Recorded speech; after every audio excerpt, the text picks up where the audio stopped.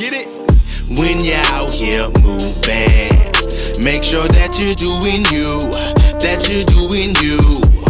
You're only born to do one thing. Hello. It's the Certified Chaos Podcast. It's your boy EJ Dafford Barrow, aka Man Hustle, aka Mr. Gator Booze in a pep-top Gucci suit. Ain't got no job, but I stay shy. And this Sir Lou is, and this the Certified Chaos Podcast. Excuse me, I'm sorry. Yeah, man, everything good with you? I'm good, man.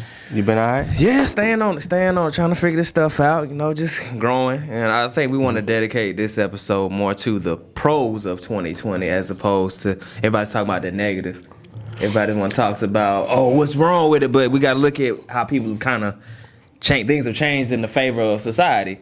Yeah, I mean, a lot of people really focusing on that, man. I was reading a guy, it's called the Fall Back Up, at the Fall Back Up. You know what I'm saying? Good being. And he was saying, a lot of people are speaking so negative about 2020 that they don't realize that you actually bringing it into manifestation. Yeah, exactly. 100%. Oh, this is messed up, this and all that. And it's just, I got rocks on my head when I wake up at night,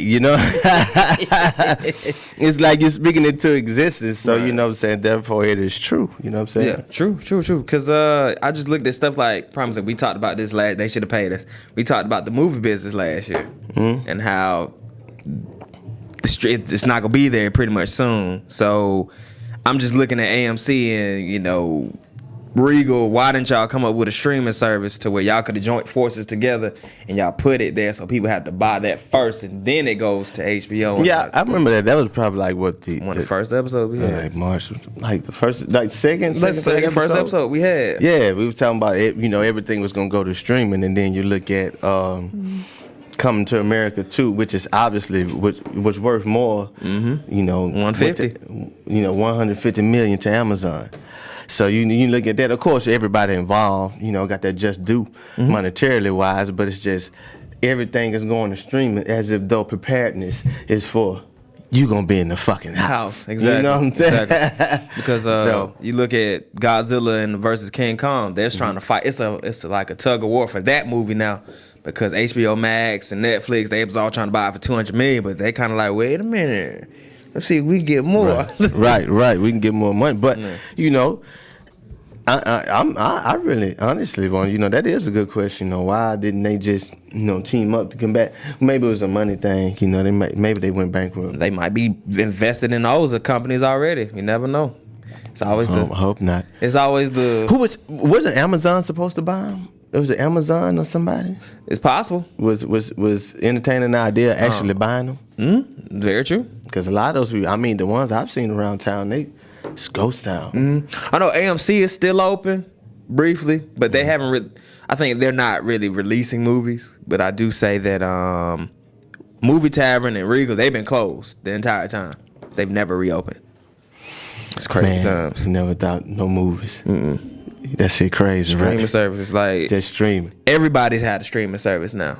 If you look, if you go on Amazon on the Fire Stick, and of course they give their originals. They're pushing their originals. Of course others, but they're pushing their originals. It's so many. When you look, you think it's HBO or Stars. It's Amazon original. That's like shit. We finna hit. Oh yeah. I knew it changed once they had Will Smith do that movie on Netflix. I said, oh yeah, it's about to be a whole Bright. Yeah. Now I don't watch a lot of movies. I love that shit. Yeah, it was a good movie. I'm gonna actually watch it again. It's a good movie. It is. It's a very good movie. It has a lot to it, especially the ending. Excuse me, y'all. It was like, especially the ending had a lot to it. It was like Lord of the Rings meets Training Day, all at one. It's just that whole. Or what if they lived in modern time? Now, should I be ashamed to say this? You ain't seen Training Day? I have. Good. I have seen that. You know what I'm saying? It's just a cigarette, my nigga. But I have seen Training Day, but I haven't seen Lord of the Rings. Okay. It's a long movie. It's long. It's an acquired taste, but it's in the realm of you probably like it though. Yeah, I believe that's what kind of gets me, man. When it comes to very long movies, man, I'm not acclimated to sit there and kind of watch. I believe I have adult ADHD. I'm mature, but I just can't sit there and watch. I got you. Unless I have some type of motivation. You know what I'm saying? Booty Talk 75. Get out. Get up, boo. Some of y'all gonna act like y'all know what that is. They know what it is. Mm-hmm. Nah, but yeah, it's crazy because pretty much everything's gonna be streaming. HBO, ESPN, Disney, all that. So, and then you gotta look at the OnlyFans situation with girls. They kind of capitalized on it. So it's one of those. I can't even be mad at them. It's like if they're willing to pay for it, then it's like, well, yo, hold on. Man, hold on. I probably should be laughing as much, but you're right. They did. You know, it started off as just this, small thing as things do, and now it's just a lot of capitalization. I mean, celebrities, big time celebrities having this because now they're giving out seminars on how to do this and how to become a social media influencer and how to make money. They're giving financial advice. So now they're using it for business. So you have to pay to talk to them pretty much. You know, that's what gets me, man. Now, don't get me wrong. I believe this is I. Mm-hmm. I feel like once you get to a certain position, and I vow to myself to stay true, because a lot of people change once they tend to escalate, is that I'm not going to sell you shit. Now, if I'm showing up for talent-wise and to speak then, but that's free. Right. So, I know you see a lot of people, as soon as they get to 100,000, I'm going to show you what to do and this and that. No, what you doing is you creating extra income for you. It's one guy, you probably know who I'm talking about. I'm not, because he one of people's favorites, but he always talks about money and financial wealth and this and that, and he's just milking the fucking people. Now, he draped. You probably know what I'm talking about. He draped. You seen him? Him and his lady. They drape, but it's like, and I'm sitting back and I'm not knocking him for having his game, but it's like, bro, you really bringing these people? Because this is just me. Now, I'm not trying to be a pessimist. Right. But how many people you think just actually just not financially stable that just listening to him? A lot. a lot. That's why I always laughed at acting workshops. You're charging somebody. Right. You're a lead actor on a TV show. You're making well over 6 figures a year. Right. You're gonna charge the struggling actor $600 for one day for your workshop, and you're not even gonna put them in position to get a job or to work for you. You're just a check. And so everybody in there, it's probably 15, 20 people in there. So you ate that day, and he has to scram and scrap to get this $600. I never been a fan of that. Yeah, I just never been. And that's what it. And thing, a lot of people say, well, you got to pay for time. I believe a lot of that shit is rooted in ego. Now, my thing is, what I'm saying, and I'm more than sure that you would do the same as well. Is I'm gonna do this for free, but I'm gonna manifest through what I'm saying, my higher power, and accept the challenge of I'm gonna grind out and take care of my bills. Or whatever I need to do, whether it's rent the building, and it's gonna be free for y'all. So I'm gonna bear the burden because these people gonna pay it forward. It may be time that, hell, everybody, you might fall the fuck off. And you gonna need that person that came in that you showed because they got to another side of acting or another network that you didn't, and then be able to put you on. But I mean, it's a big thing. Yeah, I see. I never been the one. Because if you're gonna charge, okay, let's say you do charge. All right, $50. Yeah. 50. Anybody come with $50? I give you 50. But for the say 600, just like athletes charging kids, you making $200 million a year, you charging the kids $2,000. Yeah, that's kind of like a lot of athletes caught a lot of flack for that a couple years ago. It's like, ooh, you tripping. Right. I don't. Hey, to each his own. But I feel like once you reach one, teach one. Yeah, that's what it is. I mean, you've reached, the point to the point of financial stability, so to speak. Things can change, but you really have to be, fucked off, with your money, order to blow. Let's say 20 million. Let's say if you played in the league one damn year, but you happen to get paid. 20 million, and you be broke. Ain't no way. 10 can make something else. They don't equate that Uncle Sam takes half of that, or not half. That's a myth. It's all about who does your taxes. He takes a good portion of yours, maybe 30%, maybe 40%. But yeah, you have to account for. You have to account for that, and it's not necessarily. When you making money, you have to consider everything. You can't just spend, and then they hit you with Right. all the fees and then this and this. All right. Right. You can't. Yeah, but then, PS5 and Xbox released.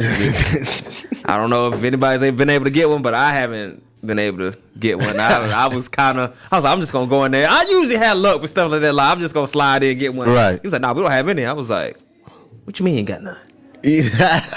That shit really got people stressed. Mm-hmm. You know what I'm saying? About Waiting outside. Yeah, and the thing is, it's a psychological thing. You put out way less. And, of course, two things. You want to make sure the first bet you putting out is foolproof. Mm-hmm. So if there's anything wrong, you don't have to go back and fix as many.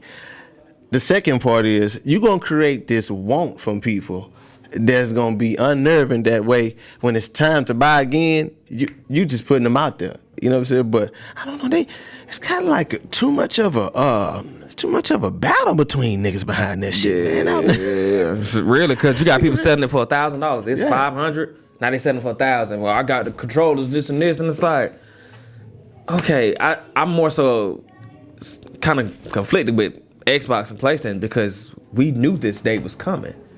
And I feel like they should have dropped it in. If they really wanted to make money, they could have dropped it in May or April when everybody was getting those checks. Now you can get more because people was, hey, I'm getting what, $1,200 a week, man. All right, cool, I'll buy one. They gonna bank on it now, though. It's always Christmas time, and around this time, people, buying them up. But that's when you bring out the deluxe. Yeah, right. That's when you grab the deluxe with, yeah. The deluxe pack, huh? Yeah, because I know a lot of girls be talking about, y'all grown men play games. I said, I get what you're saying, but you don't know that it's a whole movement out here. This esports movement where you're a gamer and you're getting endorsements. A dude got a Louis Vuitton endorsement as a gamer. He has an Adidas shoe.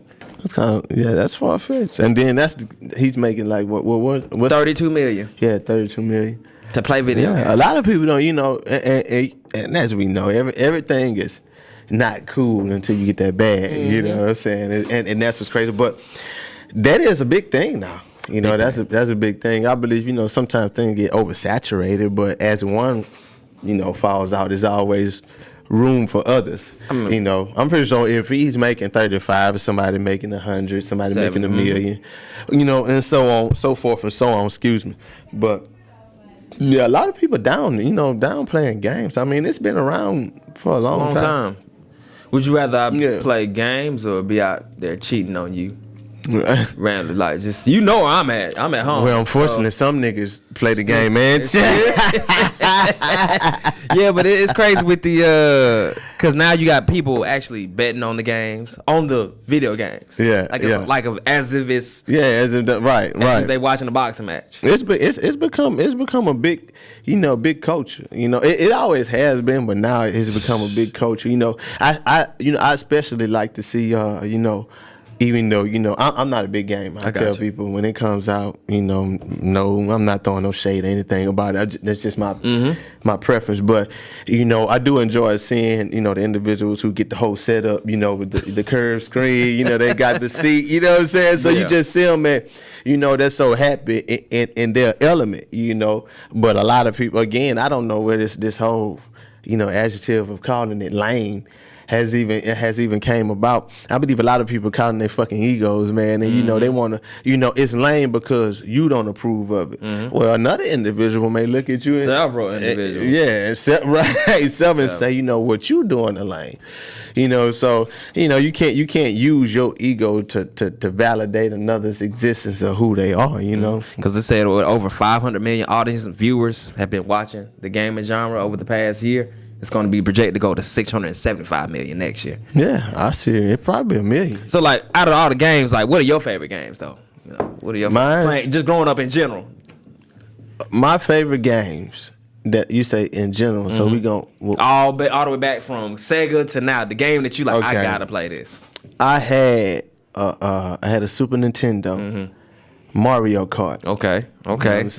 Yeah. Mario Kart. You get this done. You know what I'm saying? Yeah. Let me through this bitch. Yeah.